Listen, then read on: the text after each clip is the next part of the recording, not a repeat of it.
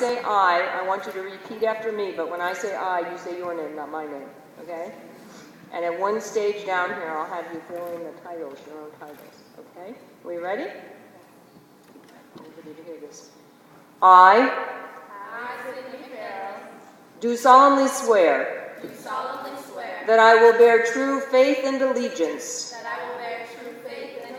to the Commonwealth of Massachusetts and will support the Constitution thereof. So help me God. I, Sydney Farrell, do solemnly swear and affirm that I will faithfully and impartially discharge and perform all of the duties incumbent upon me as very good, according to the best of my abilities and understanding, agreeably to the rules and regulations of the Constitution and the laws of this Commonwealth. So help me God. I do solemnly swear that I will support the Constitution of the United States. Congratulations.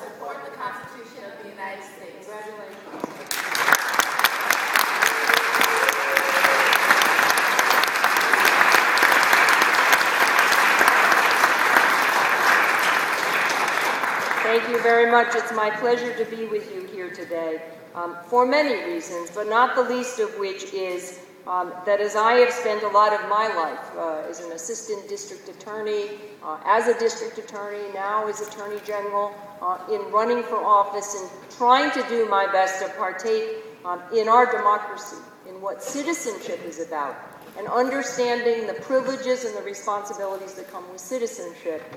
It's my extreme pleasure to see you all here today with your chance, as you have in your programs in your cities and towns and through the YWCAs and the YMCAs, to do the work that you're doing here today. So I welcome you here on behalf of, I am certain, our Governor Deval Patrick, our Lieutenant Governor Tim Murray, the other constitutional officers, and we work as a team to make sure that we provide for the Commonwealth of Massachusetts the best for the citizens. We try and make your tax dollars worth it, and we try and make sure that we accomplish on a daily basis and across a range of weeks and years what's best for the Commonwealth of Massachusetts. Now, you may know that there are only 4 actual commonwealths in the country.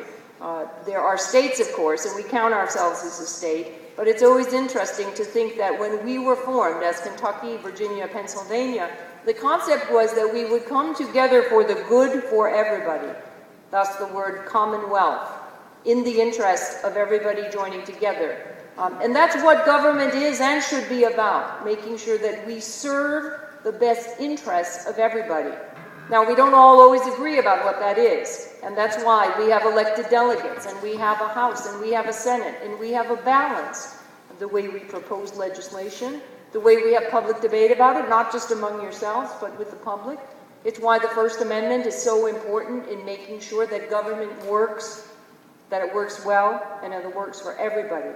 And I'm particularly pleased that you have shown the interest that you have in trying to understand how we make democracy work in the 21st century, where frankly it's much easier to send an email, send a text, follow somebody on Twitter, but the hard work of democracy, the hard work of understanding the issues, of debating them, of dealing with legislation, and that work that takes place can't get done just over the internet or on the phone or by a tweet. And so it's really important that you take to heart, and I know that you have by your presence here today and the work that you did to get here, to take it seriously.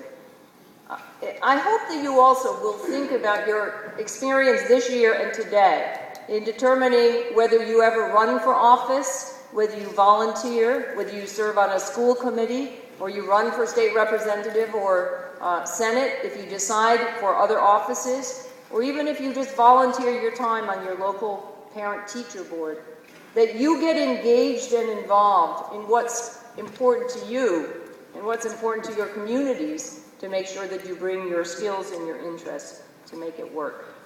As district attorney, I know I spend a lot of time not only in looking at kids that we had charged with crimes, but looking at kids who fell by the wayside, who had problems at home, who didn't have enough support, who had mental illness, who had addiction problems.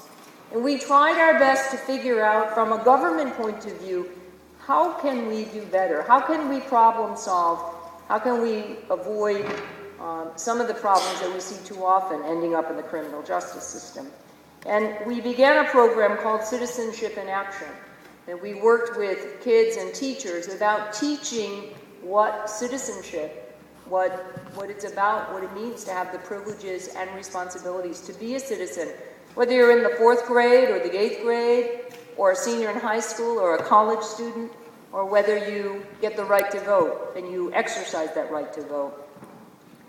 An active citizen is one, as you've demonstrated by being here today, is one who's aware of what's happening around you, who strives to understand the good and the bad about what's happening around you, and takes a leadership position. It's not just about having an opinion.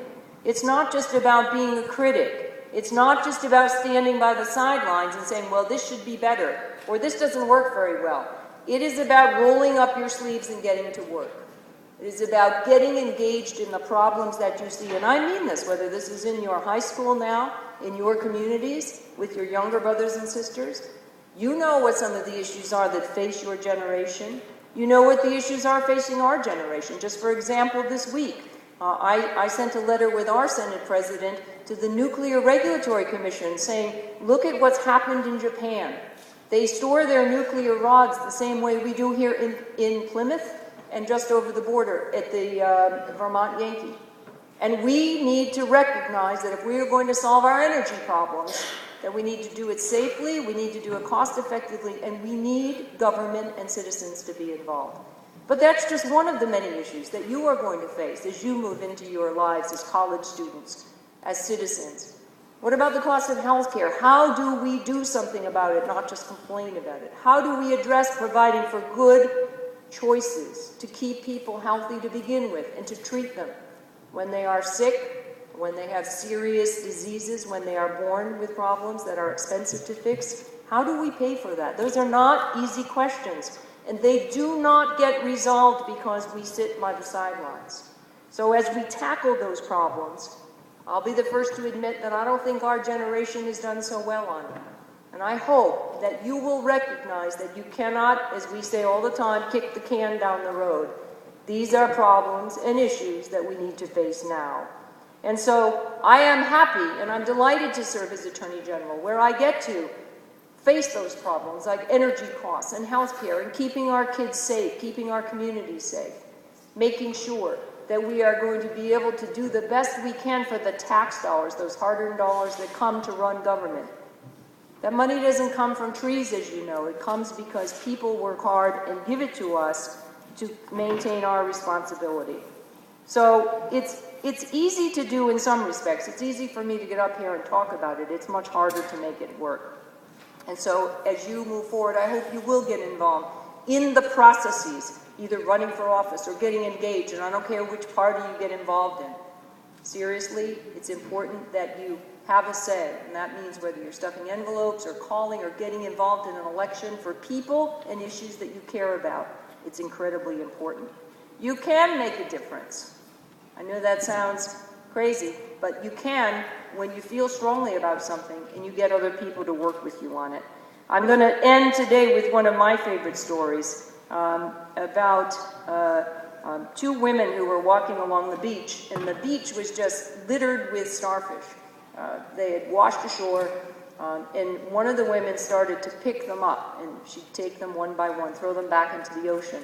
And her friend said to her, "Why do you bother doing that? You can't possibly make a difference. There's thousands and thousands of these starfish on the shore." She stooped down, her companion, and picked up another one. She threw it back into the ocean, and she said, "I made a difference for that one." So that's what this is about, and I hope that you've had a good experience, not only today, but in this program, and that you will continue to stay involved as citizens, as active participants in making our democracy work. Thank you.